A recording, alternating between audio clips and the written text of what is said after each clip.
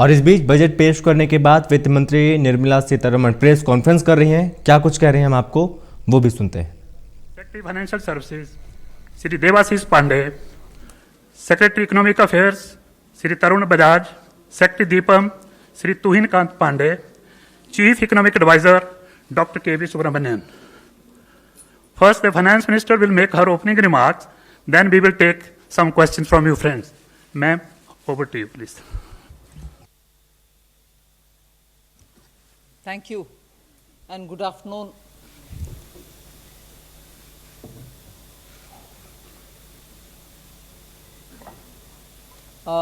This budget, of course, comes at a time when all of us desire to give greater impetus to the economy. And that impetus, we thought, would be qualitatively spent and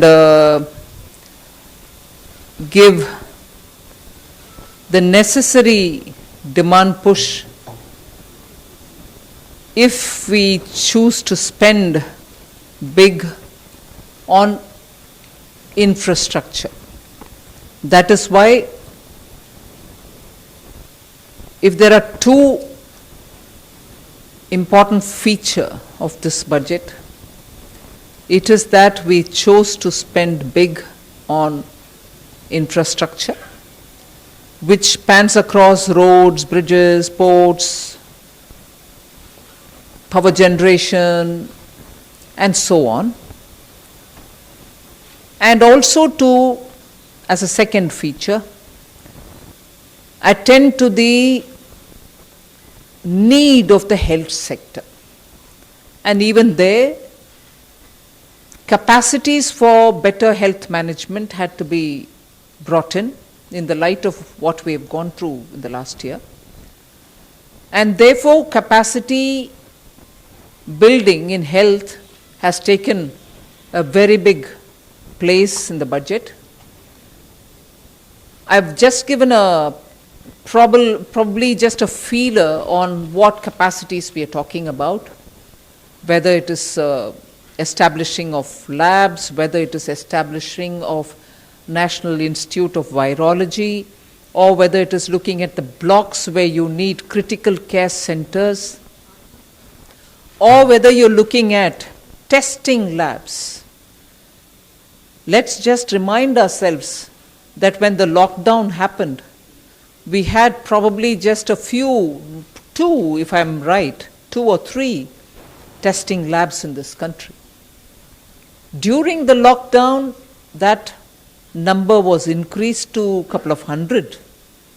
Now, therefore, one of the things that we've aimed here is testing labs, Institute of Virology, aspirational districts having better health care. So, infrastructure spend for health has gone down to the level of planning for the block level requirements, aspirational district level requirements, state level requirements, and national institute level requirements. So, two features when I said are one in general spending on infrastructure, for which there is a 37% increase in the budget. 5,45,000 crores is what we are giving for this year. And health, it was also something which received something like 94,000 crores in BE of this year, has gone to 223 lakh crores.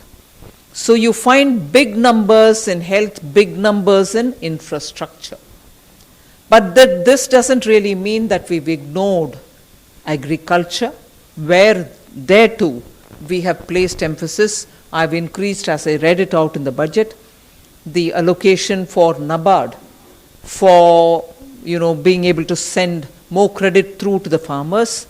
Agricultural infrastructure development cess is something which we are bringing in without on any one single item wherein we are putting the cess, the end consumer paying more than what he is paying today. It is just a restructuring we've done, for instance, of the basic customs duty, Where it was, let us say, 12%, we brought it down to 7% and added possibly only 3% on the infrastructure development cess. End of the day, the consumer has ended up paying that much only or less. In no category has he ended up paying more after the agricultural infrastructure development cess. That we have done only because we wanted to be sure that in order to improve agricultural infrastructure, we have a dedicated amount coming out of the budget, rather than that going into the consolidated fund. It might still go, but we know what has got to be used for agricultural infrastructure. So if these are the kinds of things broadly we've done, equally important is the reform that we're bringing in the financial sectors.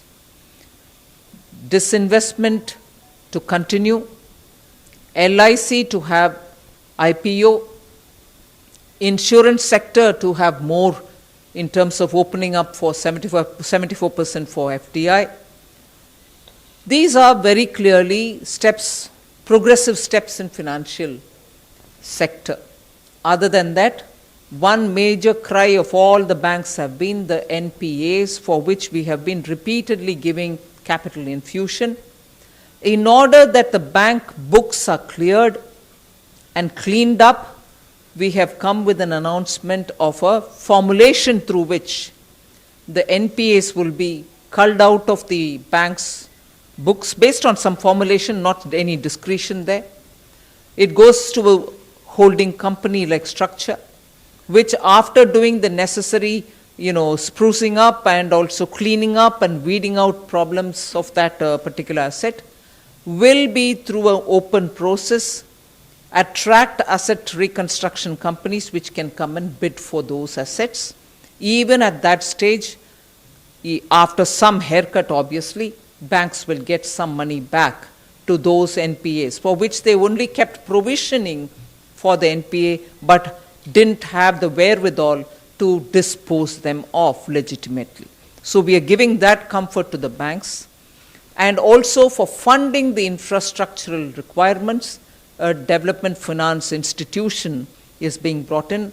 All lessons learned from the IDBI, which started as a DFI but later went on to become a scheduled commercial bank like functioning and couldn't succeed at that, are taken on board. So this DFI, even as it comes with about a 20,000 crore given by the government, which with a little more every now and then added, will eventually be used for raising about 5 lakh crores in a matter of next 3, 4, 5 years, is a formulation where when the law gets passed on that, we will still have an opportunity for the private sector also to set up their own development finance institution. So this country is not going to be, the needs of this country are such that just one development financial institution which is set up by the government will be adequately meeting up with the demand requirements. No, and therefore we see a future for a DFI which is partly funded by the government and raises capital from the market, is also competing with private sector DFIs. Largely this much. But very quickly I'll move over to talking about how we have not lost the opportunity to clean up government's own books. I had started it in July 2019-20, continued it in February 20, and even now we have made accounts more transparent. Nothing is pushed under the carpet. You're showing clearly where's the money going. Money given to FCI is also brought on board. So accounting of government expenditure and revenue statements are all now lots more transparent and open, and absolutely upfront stated the fiscal deficit, where everybody was advising, and rightly because everyone had concern that the economy should revive, advising us, please spend more. We not only ensured that the capital expenditure of the government was repeatedly reviewed and spending was encouraged and pushed, we ensured that the spending will not get delayed, and that is why even though we announced one capital expenditure amount during the BE, even that has gone up, that in the RE I had to make additional provisions for it. With that in mind, We have also increased the spending in the forthcoming year. As a result, borrowing increased.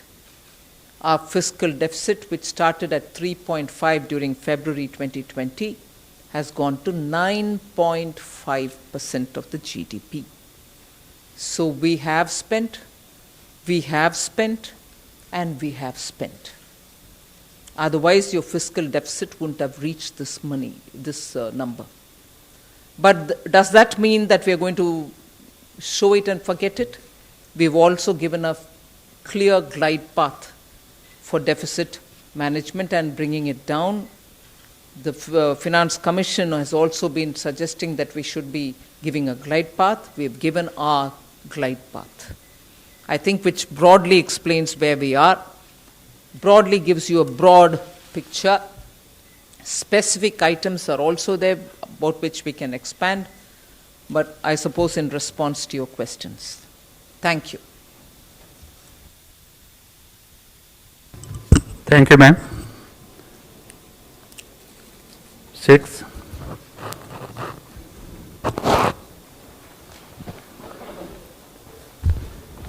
Ma'am, you rightly said that the glide path has been mentioned, and you did lay it out that over the next 5 years we might see the fiscal deficit coming down.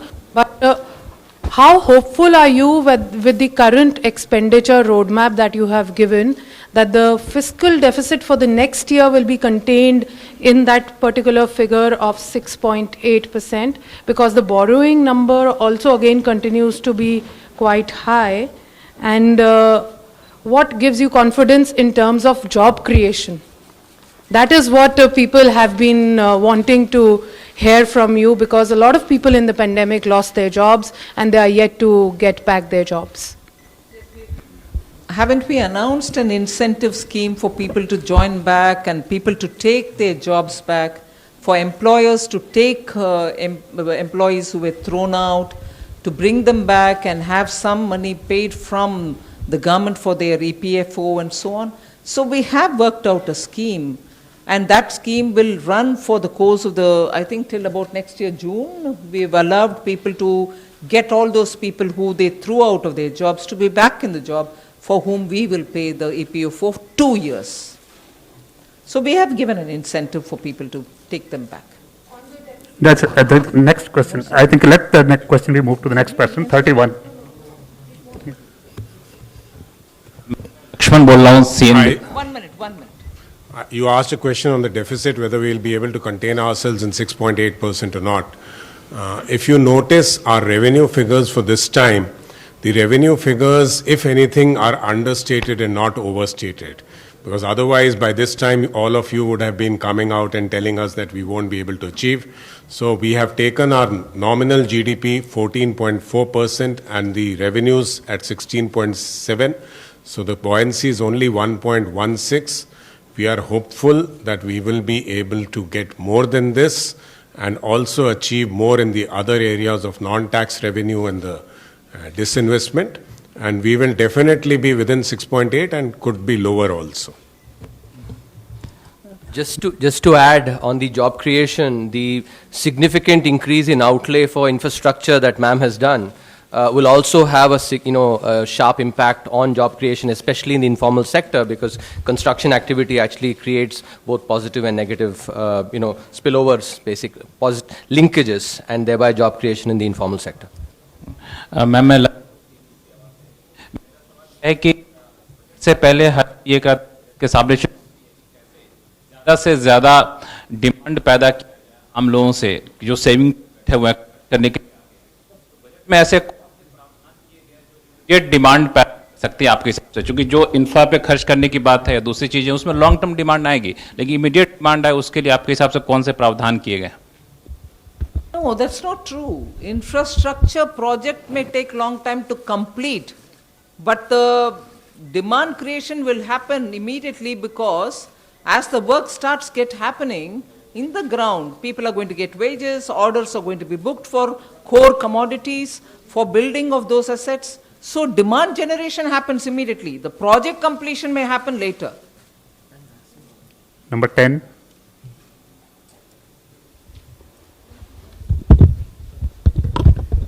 Ma'am मैं मोनिका जी media से। Ma'am मेरा सवाल है कि Covid और lockdown की वजह से बैंकों में काफ़ी एनपीए बढ़ा और आरबीआई की रिपोर्ट के हिसाब से भी कुछ 14% तक बढ़ सकता है इस साल सितंबर तक। तो ये जो 20,000 करोड़ रुपए की जो राशि जो बैंकों के लिए आपने जो अनाउंस की है, क्या ये पर्याप्त है उनको रिकैपिटलाइज करने के लिए? साथ ही ये जो 9%, 9.5% जो फिस्कल डेफिसिट है जीडीपी का, इसका इकोनॉमिक ग्रोथ और इकोनॉमिक स्टेबिलिटी पर क्या असर रहेगा? इसका असर अच्छा ही रहेगा, क्योंकि इसका मतलब है खर्च कर रहे हैं सरकार। इसके कारण एफडी फिस्कल डेफिसिट इतना तक पहुंचा है। जब खर्च कर रहे हैं और क्वालिटेटिवली अच्छा खर्च कर रहे हैं, उससे एम्प्लॉयमेंट बढ़ेगा। असर यही है। एम्प्लॉयमेंट बढ़ने में हर एक आदमी का हाथ में और पैसा होगा, जिससे डिमांड बढ़ेगी। So the virtuous cycle gets built. और मैम ये जो Monica, this is 30. 20,000, let them absorb it first. We'll see as it goes. They are our banks. 33.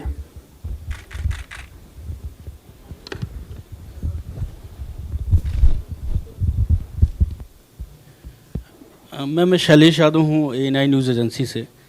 Ma'am custom duty जो है गोल्ड पे एक तरफ तो आपने जो है कम करी है, 7.5% कर दिया उसको, और लेकिन सेस उस पर बढ़ा दिया है। तो इसका कितना इम्पैक्ट जो है गोल्ड और सिल्वर पर पड़ेगा?